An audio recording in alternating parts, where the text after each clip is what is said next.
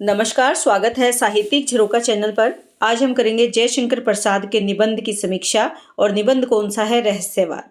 देखिए, ये निबंध काफ़ी बड़ा है और क्योंकि रहस्यवाद छायावाद की मूल जो अनुभूति है वो क्या है? रहस्यवाद है।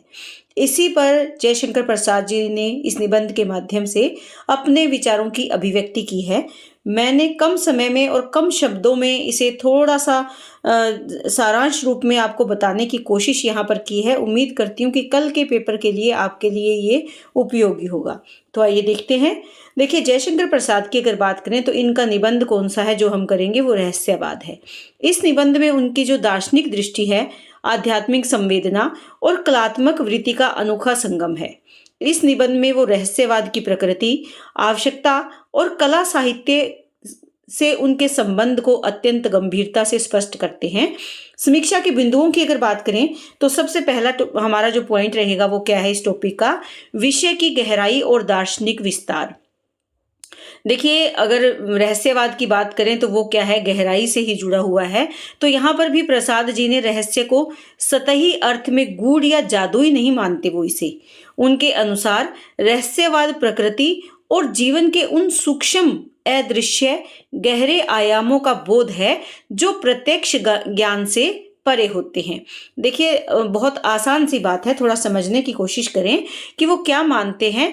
ये कोई बहुत गहरा या जादुई विचार या भाव नहीं है। वो कहते हैं कि रहस्यवाद प्रकृति और जीवन का बहुत बारीक जो दिखाई ना दे और बहुत ही गहरे आयामों का बोध है, यानी ज्ञान है, जो प्रत्यक्ष ज्ञान से, जो ज्ञान हमारे सामने जिन चीज़ों को देखकर हमें ज्ञान मिलता है उस ज्ञान से ये परे है। तो रहस्यवाद क्या है? सूक्ष्म है, अदृश्य है और गहरे आयामों का ज्ञान है, जो हमारे सामने जो हमें ज्ञान मिला है या जो बहुत आसानी से हम ज्ञान प्राप्त कर सकते हैं उस ज्ञान से परे है।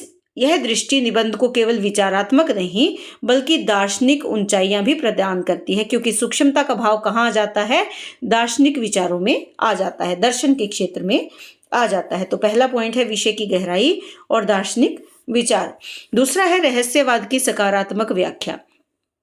समकालीन आलोचकों ने, जो उस समय के आलोचक थे, अक्सर रहस्यवाद को भ्रम, मायाजाल और अवैज्ञानिक माना है। यानी ये तो भ्रम है, भुलावा है, ये तो मायाजाल है जिसमें मानव भटक जाता है और ये वैज्ञानिकता की कसौटी पर भी खरा नहीं उतरता। लेकिन प्रसाद जी इन धारणाओं का खंडन करते हुए कहते हैं कि रहस्यवाद अंधविश्वास नहीं है, यानी मायाजाल नहीं है, भ्रम नहीं है, बल्कि अभिव्यक्ति की ऊंचाई है। यानी हमारे भावों को व्यक्त करते हैं। वो जो अभिव्यक्ति का भाव है वो उच्च श्रेष्ठ प्रकार का जो भाव है वो क्या है? रहस्यवाद है। और मनुष्य की जो अनुभूति शक्ति है उसका सूक्ष्मतम रूप है, यानी जो हम अनुभव करते हैं, जो अनुभव करने की शक्ति है उसका बारीक से बारीक रूप क्या है? रहस्यवाद है। उनकी यह स्थापनाएं निबंध को आधुनिक मानवीयता और वैज्ञानिक संवेदना से जोड़ती है। अगला हमारा पॉइंट है कला और रहस्यवाद का गहरा संबंध। प्रसाद कहते हैं कि सबसे श्रेष्ठ कला, कविता, चित्रकला, संगीत तभी जन्म लेती है जब कलाकार का मन गहन रहस्यानुभूति से भर जाता है। यानी सभी प्रकार की कलाओं का आधार क्या है? रहस्यानुभूति है और इनमें गहरा संबंध है। कला का ऊंचा स्वरूप तभी संभव है जब कलाकार दृश्य में अदृश्य देखे, शब्द में अनकहा महसूस करे और सामान्य से असामान्य खोजे। जो दिखाई दे रहा है वो तो देख ही रहा है, लेकिन जो नहीं दिख रहा वो भी देखे।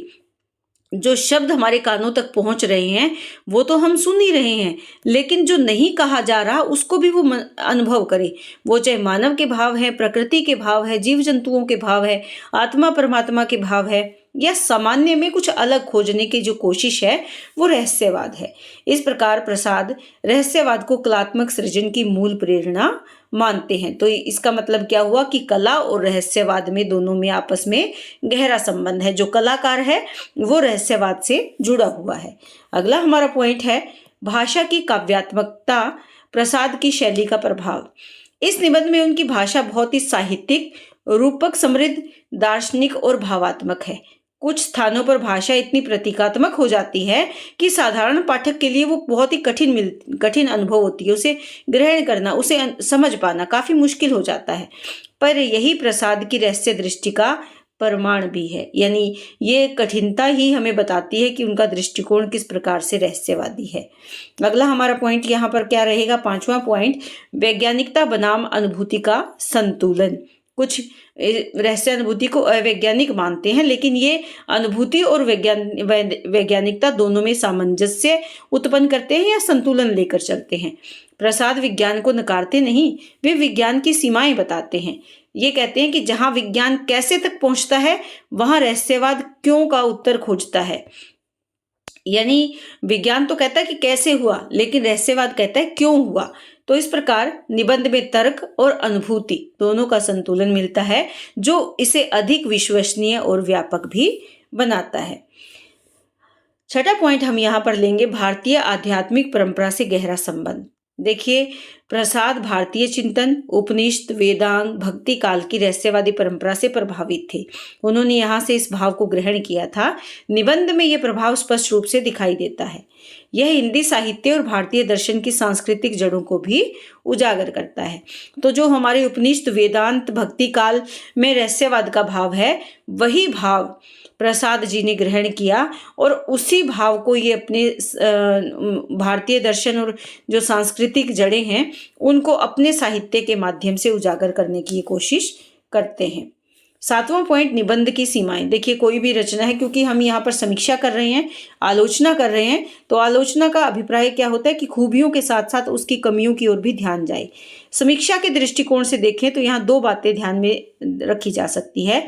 पहला क्या है, भाषा का अत्यधिक काव्यात्मक और प्रतीकात्मक होना। ये सामान्य पाठक के लिए काफी कठिनाई पैदा करता है, यानी सामान्य पाठक इसको पढ़ने में असमर्थ प्रतीत होता है। दूसरा क्या है, रहस्यवाद की जो व्याख्या है कभी कभी अत्यधिक भावात्मक होकर वैज्ञानिक दृष्टि से दूर लग सकती है। यानी उसका कोई वैज्ञानिक औचित्य नजर नहीं आता जब हम भावनाओं के साथ रहस्यवाद में बह जाते हैं। तो ये विचार या ये भाव भी इनके लेखन में या इनके निबंधों में देखा जा सकता है, जो कि क्या है, इनकी सीमाएं हैं।